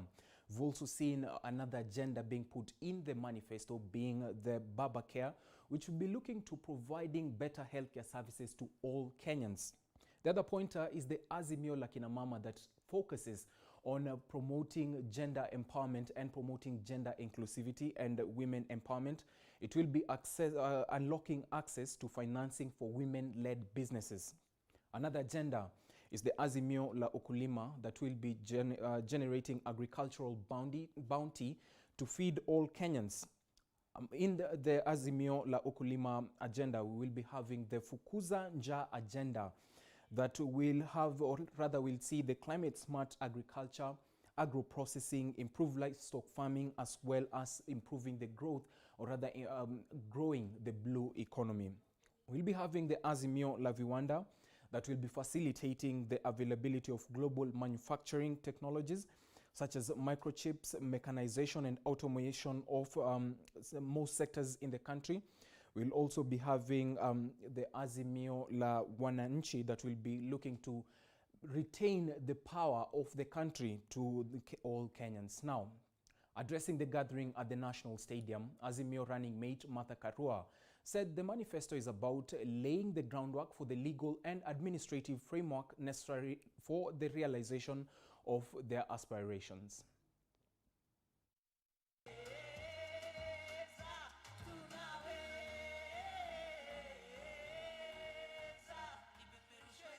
Brothers and sisters, and all protocols observed. Inawezekana. What a magical word, which I hope each one of us can internalize and believe in. Because it's a very simple but powerful word or phrase, if you like. It gives us hope. It reminds us of possibilities, of what is possible. 1 year ago, this would have seemed impossible. But if the last few weeks, last few months is anything to go by, we know inawezekana, it is possible. Tonight, we share in this belief and yearning for a better tomorrow as we unveil our manifesto, our promise, our commitment, and assurance to Kenyans that the Kenya we want is possible. Inawezekana. Tonight is about a new beginning. It's about restoring dignity to all Kenyans through health, education, economy, and it's about leaving no one behind. It's about an inclusive society.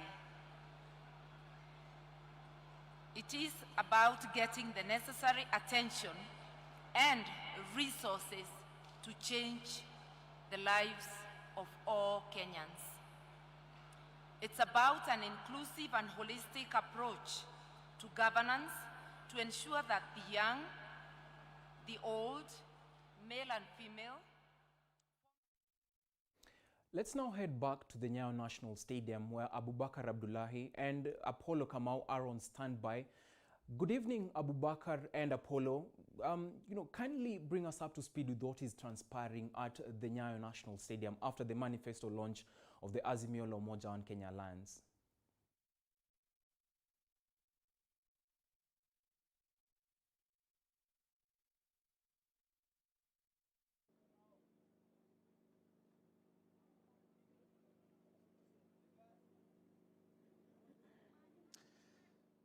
Well, good evening to you, Dennis Otieno, and good evening from a freezing cold Nyayo National Stadium, a stadium that is tonight pregnant with plethora of promises, this following the launch of the Azimio One Kenya Alliance Manifesto earlier on. The Right Honorable Raila Odinga, who is the Azimio presidential candidate, read in length what he said was the Azimio la Umoja Manifesto ahead of the 9th of August polls. Remember, this was much anticipated, not just for him as an individual, Raila Odinga, making the 5th stop to the presidency, having vied first in the 1997, 2007, 2013, 2017, hotly contested elections. This is the 5th time he will be seeking the country's top job.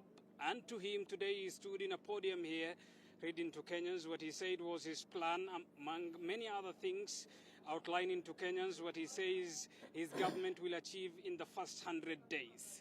This, remember, is an Azimio coalition manifesto that had brought together members of the parties that formed the Azimio la Umoja One Kenya coalition. Interesting to note equally was key party members who are present here today. Wiper Party leader Stephen Kalonzo Musyoka, who said he will unequivocally support Azimio la Umoja's presidential candidate Raila Odinga in his pursuit for the House on the Hill. Other parties were KANU Party, the Independence Party, equally represented. Na Kenya, of course, having the deputy presidential slot in the form of Martha Karua was equally presented. Raila Odinga tonight mentioning what he will do for Kenyans if elected the president. He talked of the Kenyan dream, which he says can be achieved.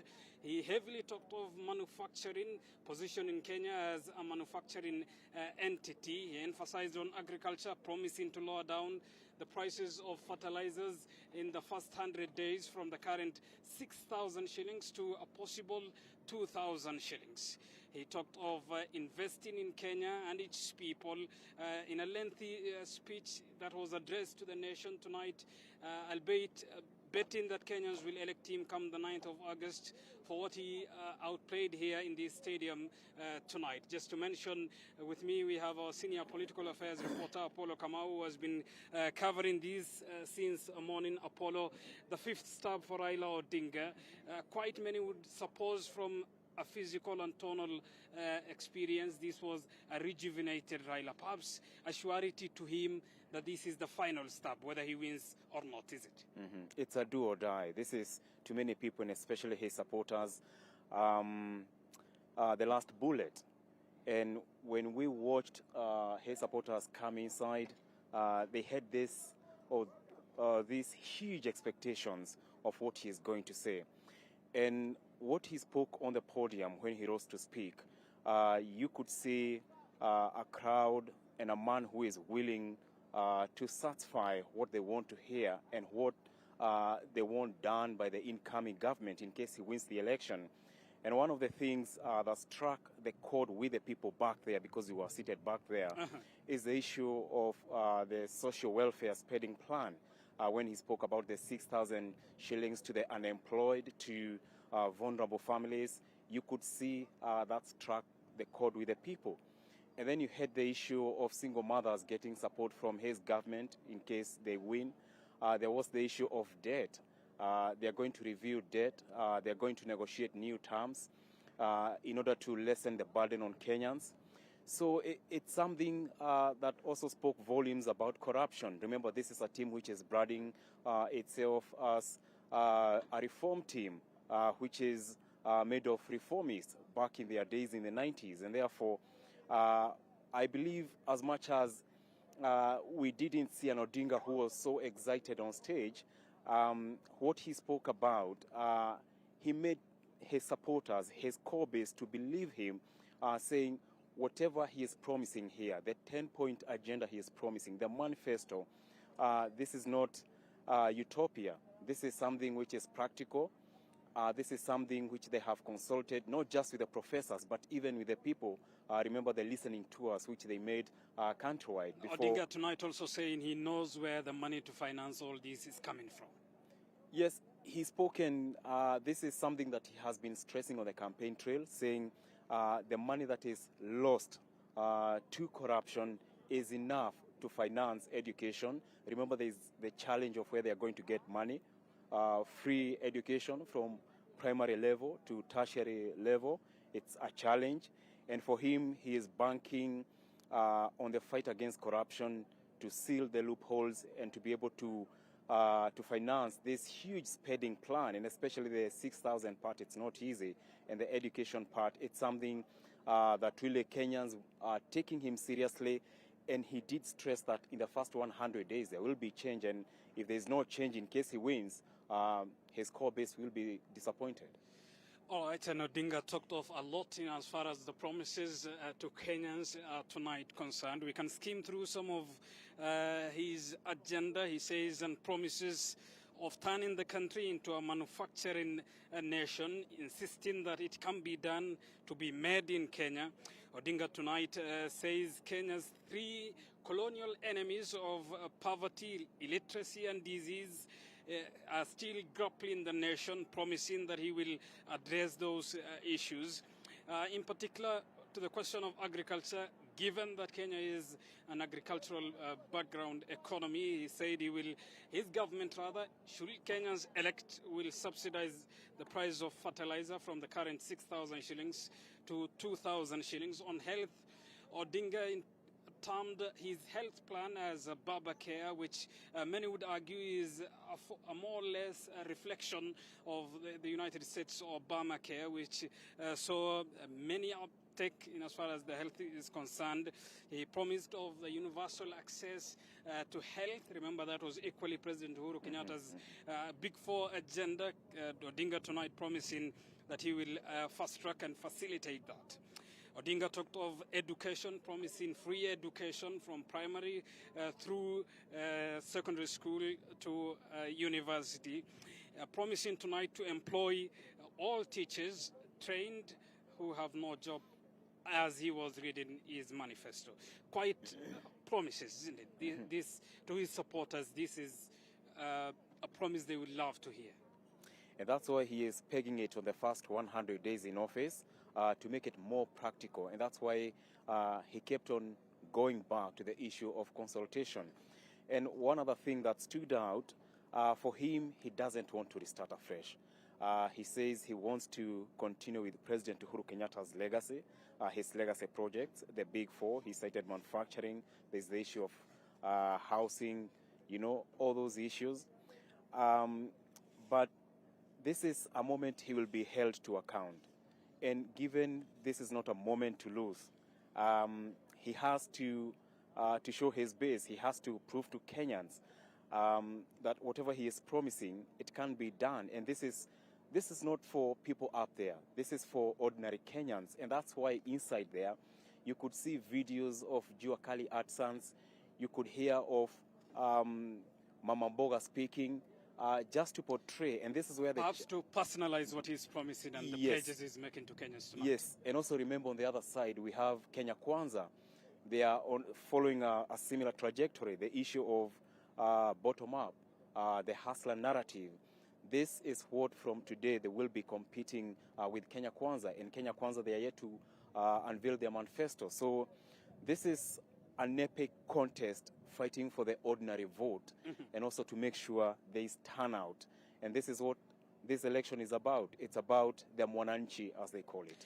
And Apollo, observably from his speech, before he even started reading the written version of the speech, he passed greetings from President Uhuru Kenyatta, who he said would have been willing to be here tonight, but is with the followers of Azimio here through spirit.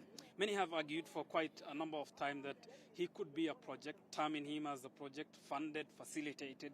When he comes to a public address like this, on a night the nation is watching, does that solidify the argument of those who say he could be a project? It's a narrative you can't wish away, given he has been endorsed. We saw the president on Madaraka Day endorsing his running mate, Mother Karua. But his insiders and political analysts have been saying to try and shed off the state project tag, given this is a man who has fought through the trenches. He is a Democrat. To shed off that tag, and the president is going home, he should be let alone to campaign with Mother Karua. And it's something, of course, Kenya Kwanza will be hammering on. This is a state project. But again and again he has stated, especially on the campaign trail, that he's not a state project. He is his own man, and history speaks for him, given he was jailed for 9 years.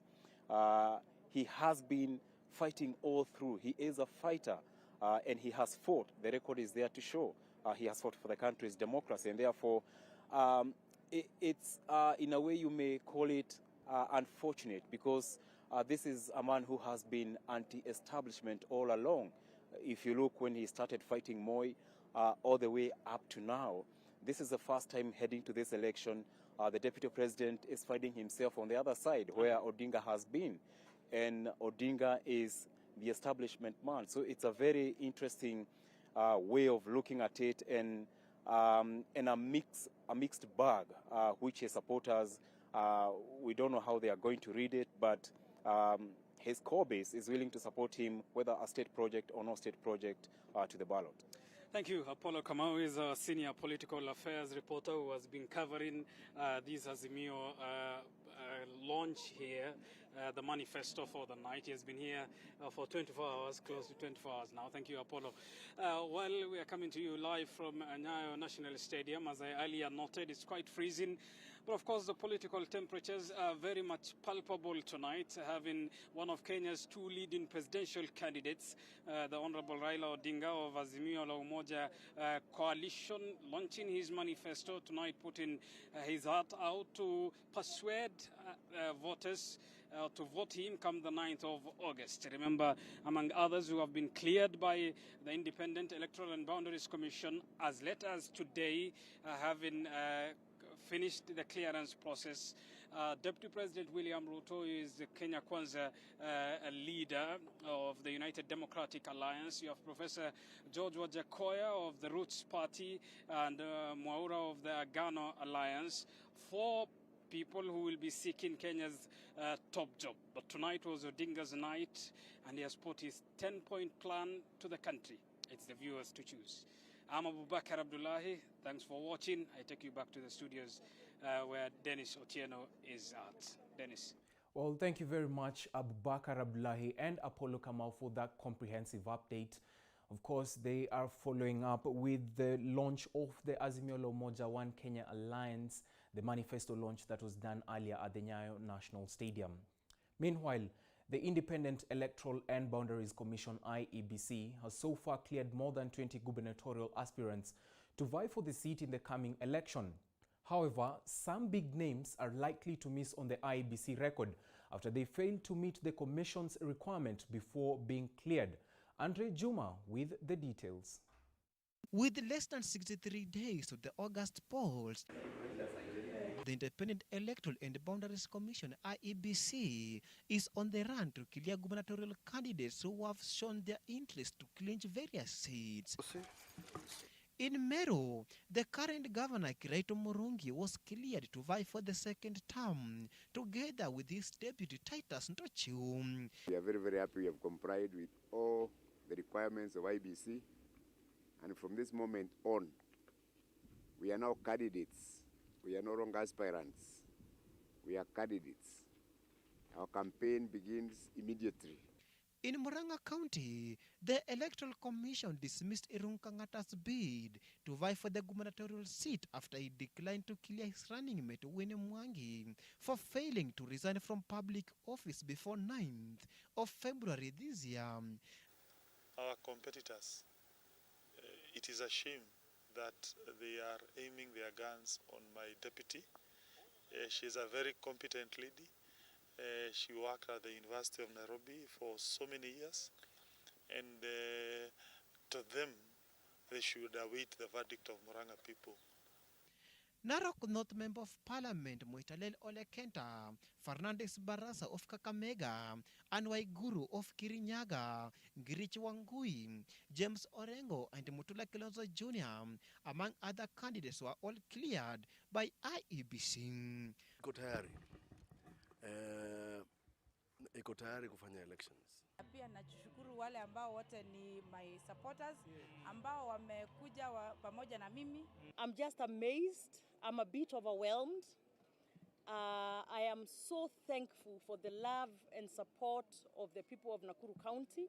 tumefurahi sana kwa sababu kila kitu kimeenda vile inatakikana smoothly na hatukukuwa na hitilafu yoyote. Nashukuru IBC kwa kufanya clearance yetu siku ya leo.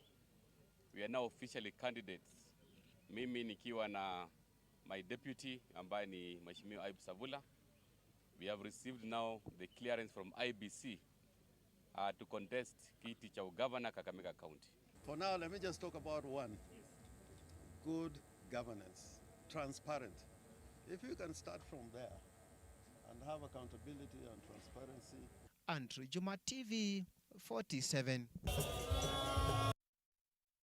Thank you, Andre Juma, for that report. Now, security teams under the multi-agency operation Rejesha Amani Marsabit have recovered over 200 rifles, or rather 200 rifles, and 3,000 rounds of ammunition. This is way below the 3,000 guns estimated to be in the wrong hands, as per government intelligence. And this has necessitated border and intensified operations beyond the general elections. The government says it is keen to incorporate community and elected leaders in bringing sustainable peace that will allow the county realize its full economic potential. More than 3,000 ammunition and 200 guns have been recovered by police officers in the ongoing Rejesha Amani Marsabit operation in a bid to restore peace in Marsabit County. According to Interior Cabinet Secretary Fred Matiang'i, officers assigned to the operation have been aggressive in the mop-up exercise, which began on May 2nd this year when a dusk-to-dawn curfew was imposed to help tame the rising banditry cases in the county. We are hoping that more work in the second month of this operation, because we extended the curfew by another 30 days, more work will be done so that we can recover more guns, because we believe from intelligence and the information we have that there are more guns than the ones that we have collected. Matiang'i has further added that the officers will continue collecting the guns while expressing optimism about calming the escalating violence in the coming month when a review of stipulated measures will be conducted.